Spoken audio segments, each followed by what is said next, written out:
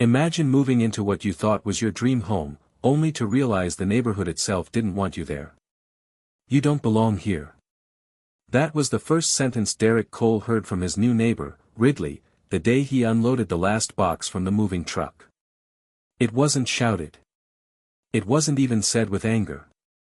It was muttered, almost like a warning. Derek, a proud Black Navy veteran, tried to shrug it off. Maybe Ridley was just another bitter man clinging to the past.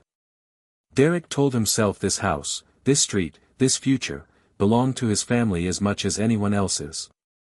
He forced a smile, kissed his wife Lisa on the forehead, and carried on. But that night, as the sun dipped behind the rooftops, Derek noticed something unsettling. A white pickup truck parked across the street. Same truck, same spot.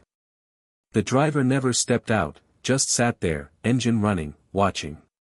Over the next week, things escalated. Trash scattered across his lawn. Strange footprints by the garage. Lisa swore she heard tapping at the windows at night.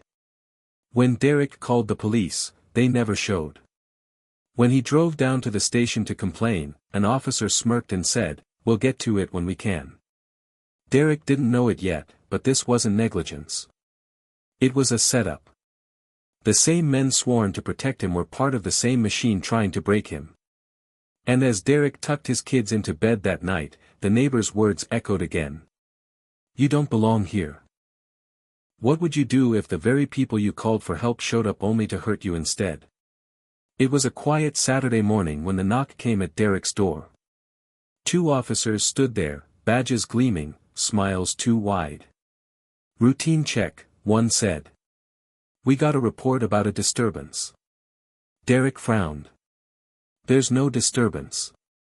My family's just having breakfast." Before he could close the door, the taller officer jammed his boot against it. In a blur, they shoved inside. Coffee spilled. Lisa screamed. The kids froze in terror. "Hands where we can see them," the other officer barked, though Derek hadn't moved an inch. "What are you doing?" Derek demanded, his voice shaking with both fear and fury. "I serve this country, this is my house." That's when the first blow landed. A fist to his ribs. Then another to his face. The officers weren't here to check anything. They were here to send a message. When it was over, Derek was handcuffed on his own living room floor, blood trickling from his lip. The officers dragged him out in front of his wife and children, neighbors peeking from behind curtains but saying nothing. At the station, the lies piled on as quickly as the bruises. Resisting arrest. Threatening an officer. Disorderly conduct. Derek sat in the cold cell, head pounding, realizing this wasn't random. It was orchestrated. And when Ridley passed by the holding area later that night, smirking, whispering just loud enough for Derek to hear, he knew. You should have listened. When the system turns against you, who do you call? After 48 hours, Derek was released. No charges stuck, but the damage was done. His ribs ached, his face was swollen, and his kids wouldn't stop asking why the police took Daddy away. Lisa's hands trembled every time a car slowed near their driveway. The house, once their dream, felt like a cage. Derek sat on the porch that evening, staring at the horizon, rage burning hotter with every breath. He had fought enemies overseas, but this betrayal on his own soil, cut deeper than any wound from war. He pulled out his phone and scrolled to a contact list he hadn't touched in years. Names that carried memories of fire, sand, blood, and brotherhood. Navy SEALs. Men who had stood beside him when the world was chaos. His thumb hovered for a moment before pressing call. "Ethan," Derek said when the line clicked. His voice cracked, but there was steel beneath it. "I need you, brother." The pause on the other end was brief but heavy. Then came the answer, firm as granite, "Say no more. I'll gather the team." By the next evening, black SUVs began rolling quietly into the neighborhood. Old friends stepping out, men built like mountains, eyes sharp, jaws set.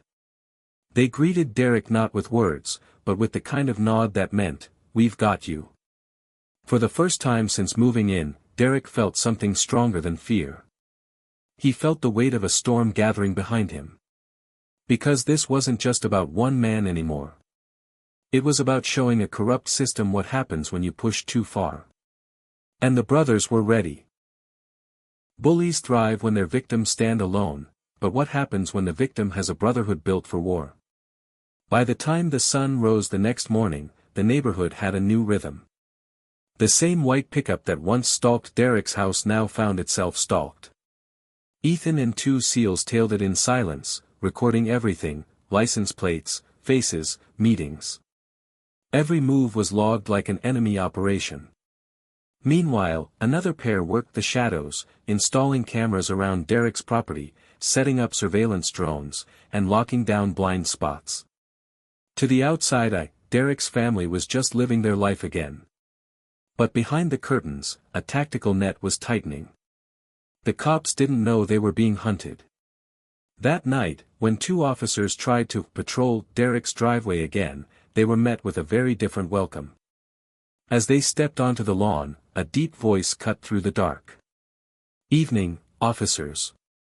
Ethan stepped forward, calm but unyielding. The men behind him weren't in uniform, but the way they stood screamed military. One officer shifted nervously. We're just making sure everything's safe."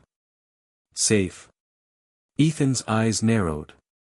Safe doesn't mean beating a man in front of his kids. Safe doesn't mean fabricating charges. He held up a tablet, playing crystal clear footage of the earlier assault. The officers froze. For the first time, the power dynamic shifted. The predators realized they were prey. "Leave," Ethan said coldly, "and tell Ridley his game is over. Next time, this footage doesn't stay private, it goes national." The cops backed away into the night, shaken. Inside the house, Derek finally exhaled. His kids slept peacefully upstairs, unaware that their protectors had drawn the line in the sand. And tomorrow, the real fight would begin. Some wars aren't fought overseas, they're fought on your doorstep. Word spread quickly through the crooked ranks. Ridley's smug grin faded when he realized Derek wasn't alone anymore. But instead of backing down, he doubled down. One last attempt to break the coals, a raid, late at night, when the kids were asleep. But this time, the hunters walked straight into a trap. The moment the first cruiser screeched to a halt in front of Derek's house, floodlights snapped on. Drones buzzed overhead, recording every angle.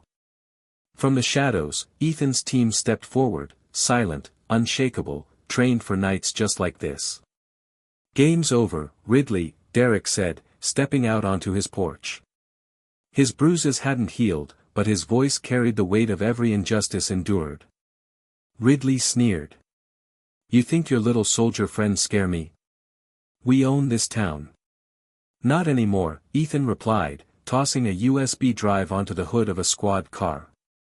"Every beating, every false report, every dirty deal, it's all here. Already uploaded. By the time the sun comes up, the world will know." The officers froze. The ones who had followed Ridley out of fear now saw him for what he was, finished. Some lowered their weapons. Others stepped back entirely. Ridley lunged in desperation, but Derek was ready. With a single, steady punch, he dropped the man who had once whispered, "You don't belong here." For the first time, silence fell over the street, not the silence of fear, but of freedom. Neighbors opened their doors, watching as Ridley was hauled away, powerless. Derek looked at his family, then at his brothers in arms. He had fought in deserts and jungles, but this, defending his home, was the most important battle of all. And he had won.